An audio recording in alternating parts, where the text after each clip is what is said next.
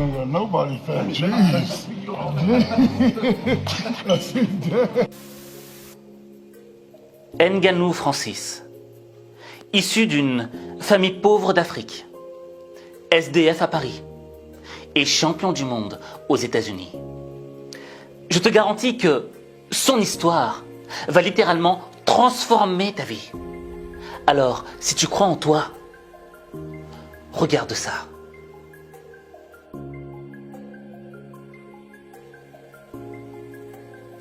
Francis Ngannou est né au Cameroun, dans un petit village. Il est issu d'une famille très peu aisée. À l'âge de 6 ans, ses parents divorcent. Et pendant le divorce de ses parents, justement, il est amené chez sa grand-mère. Sa grand-mère avait déjà d'autres enfants qui étaient déjà là. Mais ces autres enfants faisaient comprendre à Francis qu'il ne faisait pas partie de la famille. Ils l'ont rejeté. Ils n'ont pas voulu l'intégrer. Et ça, c'est déjà une des premières, je dirais, blessures, une des premières méchancetés de la vie qu'a dû vivre Francis Ngannou. Ensuite, il a été d'école en école. Et le fait de changer d'école a fait qu'il n'a pas pu vraiment s'intégrer avec ses camarades d'école. Il était toujours un petit peu rejeté, celui qu'on laisse au fond de la classe. J'ai grandi. Je suis né d'une famille très pauvre. On a toujours eu à manquer de tout. Toute mon enfance, je l'ai passé de gauche à droite. Et ça fait que j'ai jamais eu d'attache. À chaque fois, je devais passer une année scolaire dans un établissement et l'année prochaine, je devais le passer dans un autre. J'avais jamais d'amis, ni même de camarades de classe. Je pense que c'est ça qui a développé mon côté solitaire. Arrivé à l'adolescence, Francis se dit qu'il aimerait bien être architecte, parce qu'il aime bien les maths et il sent qu'il est capable de lire un plan. Ou bien avocat, parce que lorsque ses parents ont divorcé et qu'il a vu les honoraires d'avocat, il s'est dit mais il y a moyen de se faire de l'argent et je pourrais au moins aider ma famille. Mais c'est là que le bas blesse. Tu vois, Francis avait ses rêves là, mais il est très vite retombé sur terre. Parce qu'il a dû aller travailler dans les mines de sable. Travailler dans les mines de sable juste pour ramasser un salaire de misère afin de manger, afin de pouvoir aller à l'école. Et le temps passant, année après année, à force d'avoir travaillé dans ces mines de sable, il y a un moment où Francis se pose des questions. Il se pose des questions sur sa vie, sur où est-ce qu'il en est. Qu'en sera-t-il de son avenir s'il continue à travailler justement dans ces mines de sable? Une vie pas animée, pas ambitieuse, pas rien. Les gens, il y a certains, ils font ça à 20 ans, ils sont pareils ici. Et moi, ça me faisait peur. Surtout quand je voyais des plus âgés qui touchaient peut-être le même salaire que le jeune qui fait ça pour payer sa scolarité. Et ça me faisait paniquer. Je ne pouvais pas. Bref, à l'âge de 22 ans, Francis décide de partir dans la capitale économique du pays, Douala. Et il décide d'y faire de la boxe. Pourquoi la boxe? Eh bien, quand il était petit, un jour, il avait vu un poster de Rambo. Et tu sais, Rambo, il est hyper fort, hyper musclé. Et le petit, ça l'a inspiré. Et il s'est dit, je veux être fort, comme Rambo. Et au fur et à mesure, il a découvert la boxe, les sports de combat. Et il s'est dit, je veux être champion de boxe. Et c'est la raison pour laquelle il est parti dans la capitale économique du pays, Douala. Alors, au début, bon, il a 22 ans. Donc, les gens le disent, mais Francis, c'est un peu trop tard pour que tu deviennes champion du monde. Tu vois ?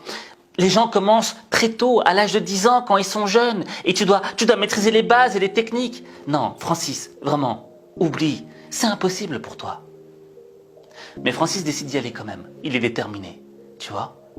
Et ça vaut mieux d'essayer plutôt que de retourner travailler dans les mines de sable. Alors, lors de ses premiers combats, Francis, il se fait déchirer. C'est normal. Les adversaires sont beaucoup plus expérimentés que lui, beaucoup plus rapides que lui. À 22 ans, commencer la boxe, c'était perdu d'avance. Surtout que j'étais déjà un poids lourd qui n'avait jamais fait du sport dans sa vie. Les gens ils disaient que j'étais fou, que j'avais perdu la tête. Le jour où j'ai mis les gants pour la première fois, les mecs en face de moi, ils étaient très rapides.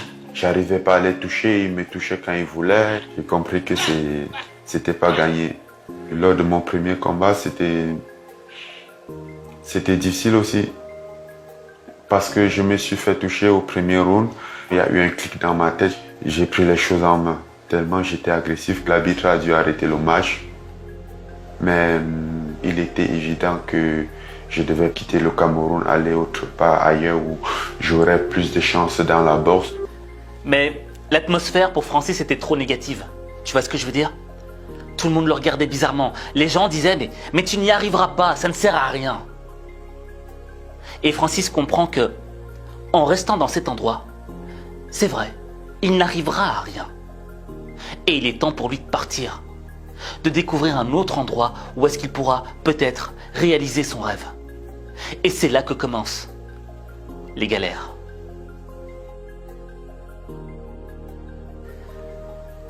Les galères commencent pour Francis. Parce que Francis décide d'aller en Europe, d'atteindre l'Europe. Parce qu'il se dit que là-bas, il y aura peut-être quelque chose pour lui, un meilleur avenir pour lui. Donc, quel est le meilleur moyen quand tu es au Cameroun pour atteindre l'Europe? C'est de traverser l'Afrique. Mais il y a un moment où tu devras traverser le désert du Sahara. Et tu sais, il y a des passeurs qui font passer plusieurs migrants et ils te mettent genre 25 personnes dans une remorque d'un pick-up. Vous êtes 25 avec peu d'eau. Pourquoi? Parce que si tu rajoutes trop d'eau et trop de nourriture, le pick-up, il sera trop rempli, il sera trop lourd et il ne pourra pas avancer, ça va consommer plus. Donc tu vois, les conditions de voyage sont déjà très difficiles. Mais traverser le Sahara, c'est extrêmement dangereux. Parce qu'il y a des voleurs, il y a des brigands, il y a des vrais dangers à traverser le Sahara. Et il y a tellement de gens qui ne considèrent pas la valeur d'un être humain. Tu vois? Pour eux, t'es rien. Tu n'es rien pour eux. Tu n'es qu'un migrant de passage. Ta vie ne vaut rien. Et Francis traverse ce danger en étant totalement conscient de ce qui pourrait lui arriver. Et en laissant sa famille derrière. Donc imagine-toi, il pourrait t'arriver n'importe quoi. Tu pourrais mourir au milieu du désert, personne ne le saurait. Ta famille ne le saurait pas. Elle ne serait jamais prévenue. Et peut-être que le jour où elle serait prévenue, la peine qu'elle ressentirait, de savoir que tu es parti dans ces conditions si difficiles, si horribles. Mais Francis est parvenu à traverser ce désert. Et il arrive au Maroc. Au Maroc, il se retrouve dans le nord, dans le Chemel. Et là, pendant 1 an, il va vivre dans la forêt. Pourquoi? Parce que s'il se faisait attraper par les autorités, il savait qu'ils allaient le ramener dans le sud. Or, à quoi bon avoir fait tous ces efforts, avoir traversé tous ces dangers pour se retrouver à la case zéro? Ça ne sert à rien. Donc, il a fait le sacrifice avec d'autres migrants, de vivre dans la forêt, de manger ce qu'il trouvait, de chasser, de faire ce qu'il pouvait. Mais au moins, ils étaient proches de la frontière espagnole, avec Melilla. Et un jour, il la traverse. Il traverse. Tu sais, Melilla, c'est genre un mur comme ça avec des barricades et tu dois monter le truc pour le traverser. Mais t'as les flics de l'autre côté qui t'attendent. Minuscule territoire de 12 km², Melilla, avec l'enclave voisine de Ceuta, est le seul point de passage terrestre entre l'Afrique et l'Europe. Une frontière protégée par une triple barrière de 7 mètres de hauteur, largement financée par l'Union européenne et qui s'étend sur une dizaine de kilomètres. L'ajout de barbelés truffés de lames de rasoir au sommet du grillage doit rendre ce mur rempli de capteurs, de radars et de caméras toujours plus infranchissable. Le 17 septembre dernier, des centaines de clandestins en étaient venus à bout lors de cet assaut spectaculaire. Beaucoup avaient été arrêtés et renvoyés au Maroc par la Guardia Civile. Bref, il a mis le pied à Melilla. Mais lorsqu'il a mis le pied à Melilla, on l'a ramené à Tenerife. Et il a fait de la prison là-bas. Tu vois ce que je veux dire? Et après, il a réussi à s'en sortir. Et il s'est retrouvé à Paris. Mais à Paris, il avait rien. Il n'avait aucune source de revenus, il n'avait rien du tout. Et il était obligé de dormir dans la rue. SDF. À 26 ans.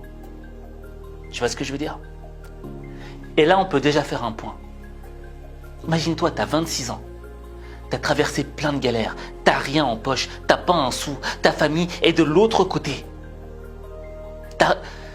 Je veux dire, t'as l'impression d'avoir gâché ta vie. T'as l'impression que ta vie est foutue, qu'elle est terminée, de ne pas l'avoir réussi. Mais Francis, il a un autre mindset. On l'appelle le prédateur. Pourquoi est-ce qu'on l'appelle le prédateur? Parce que, tu sais, dans la vie, on a deux choix. Soit on décide d'être une proie, soit on décide d'être un prédateur. La spécificité de la proie, c'est simplement de subir les choses, de subir le monde, de subir les attaques. Tu subis toute ta vie. Et parfois tu te plains. Francis, lui, il a décidé d'être un prédateur. Le prédateur, c'est quoi? Eh bien, je pense que la plus belle image du prédateur, c'est le loup. Parce qu'un loup, il est indépendant. Un loup, il ne demande rien à personne. Un loup, il compte sur lui-même. Et tu sais, je fais souvent ce parallèle entre le loup et le chien. Je sais pas si tu l'as remarqué, mais un chien, il attend qu'on lui donne la nourriture. Le chien, il attend qu'on le sorte avec la laisse. Le chien attend qu'on lui donne. Un loup, tu pourras jamais lui mettre une laisse. Un loup, il attend pas à ce que tu lui donnes à manger. Le loup chasse de par lui-même.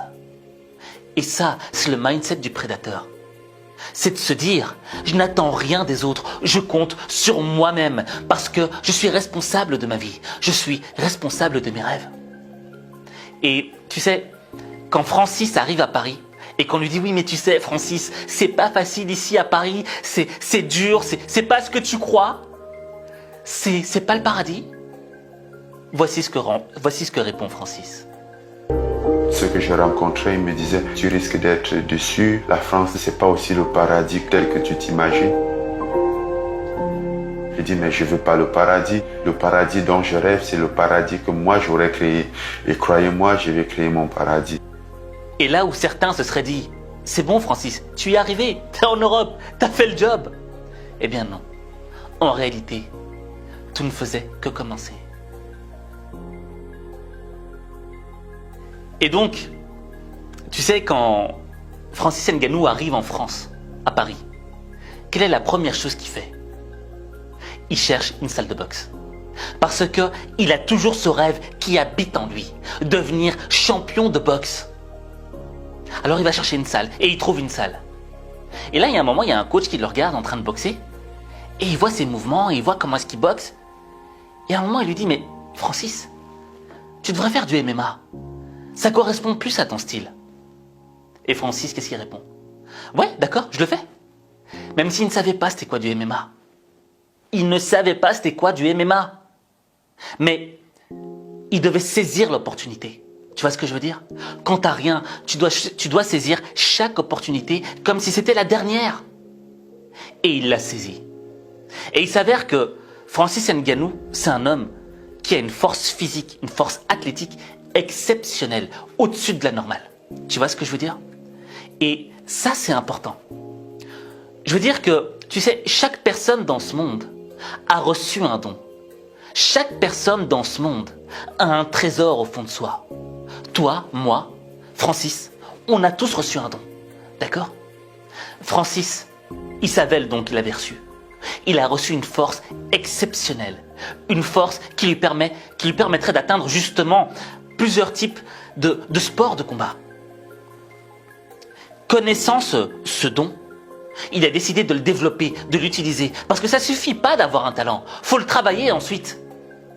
Et Francis Ngannou, il s'est donné corps et âme pour s'améliorer, pour devenir meilleur. Jusqu'à un jour, atteindre la reine des compétitions du MMA, c'est-à-dire l'UFC.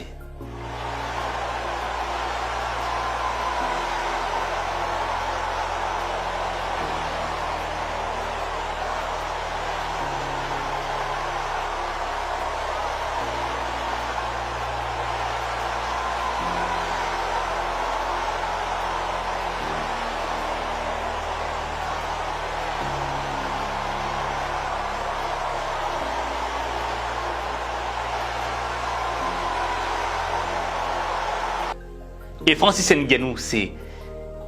Franchement, il a fait des combats exceptionnels en MMA. Vraiment des combats de légende. Tu vois, il y a la mise en évidence de cette force pure qu'il a, de ce don qu'il a reçu, mais qu'il a travaillé en même temps, qu'il n'a pas laissé là. Et là arrive le combat de sa vie. Le combat pour le titre de champion UFC. Face à Stipe Miocic. Miocic, bon bref, je sais pas comment on dit le nom de ce gars, mais on va le dire Stipe, d'accord, ce sera plus simple. Et il s'avère que Francis l'avait déjà rencontré lors d'un combat précédent. Et il avait perdu ce combat. Alors, tu sais, lorsque tu perds un combat, c'est difficile au niveau de ton ego. C'est très dur à gérer. Et quand tu es Francis Ngannou, d'accord, que tu as commencé le MMA plus tard que tout le monde. Tu vois, tu avais déjà dépassé les 25 ans que tu commençais ce sport. Et que le gars qui est en face de toi est l'un des meilleurs combattants de tous les temps dans sa catégorie. Et qu'il a beaucoup plus d'expérience que toi. C'est clair que tu dis que tes chances sont moindres. Tu as moins de chances de remporter la victoire. C'est vrai. Mais Francis s'est battu avec ses armes. Déjà, il était ultra concentré et il a tout donné. Ce qui a fait qu'il a pu remporter le titre de champion UFC.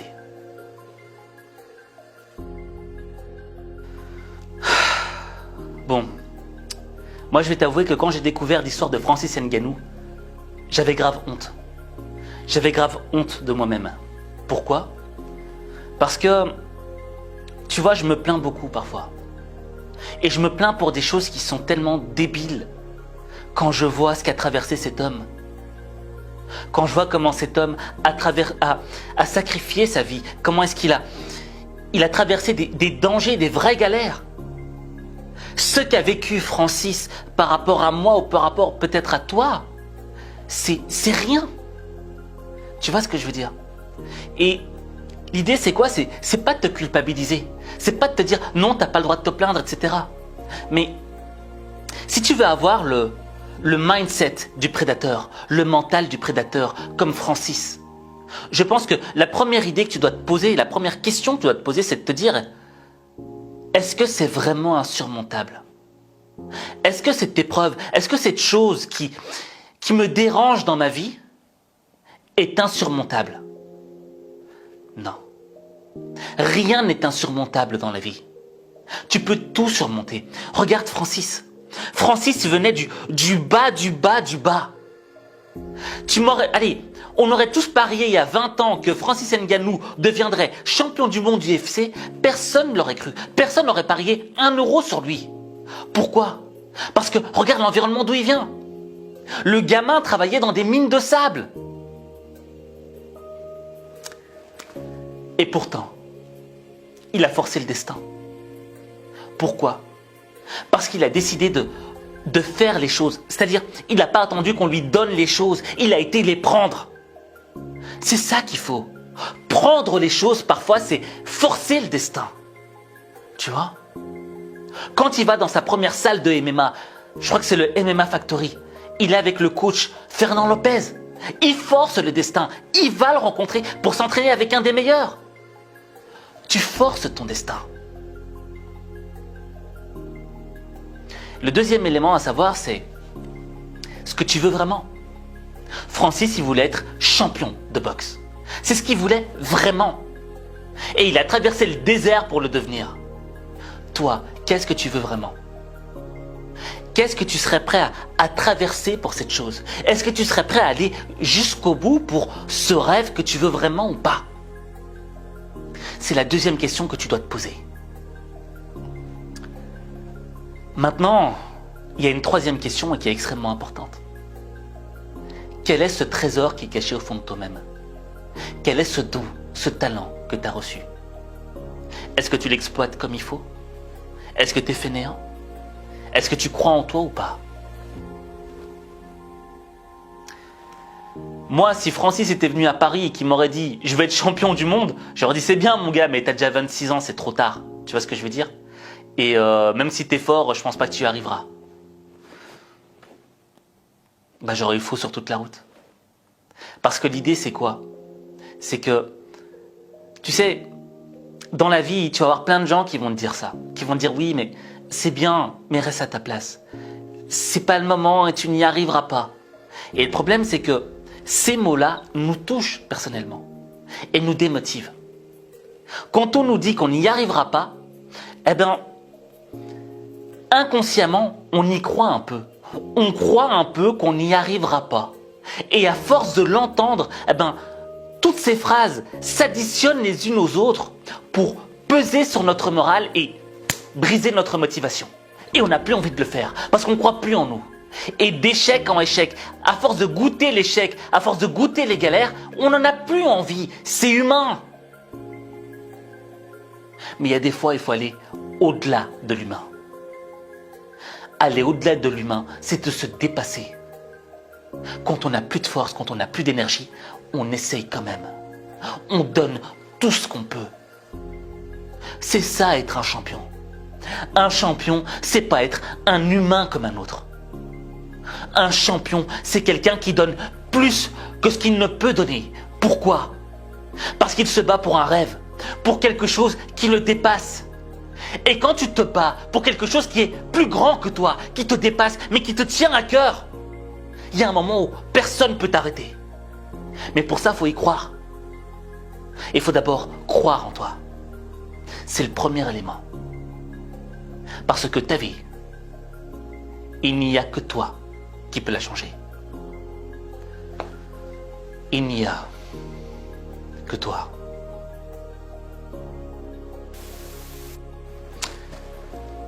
Tu sais, je pense que c'est une des vidéos qui a été la plus difficile pour moi à faire.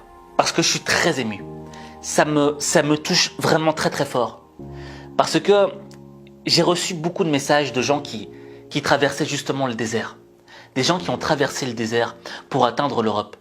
Et qui me disaient, Aziz, quand on était dans le pick-up, on écoutait du H5 Motivation pour essayer de se motiver.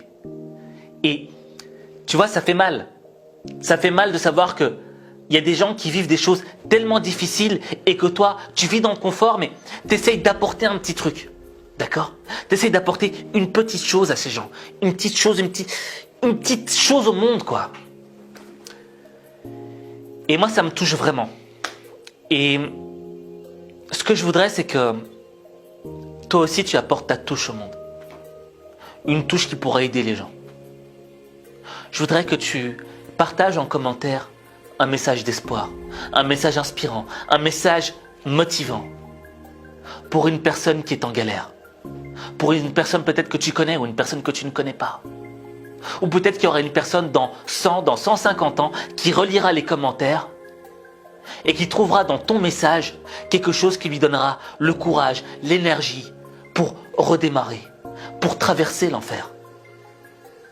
Parce que dans le fond, une galère, c'est quoi? Une galère, c'est de l'enfer. Mais l'enfer n'est pas fait pour que tu y restes.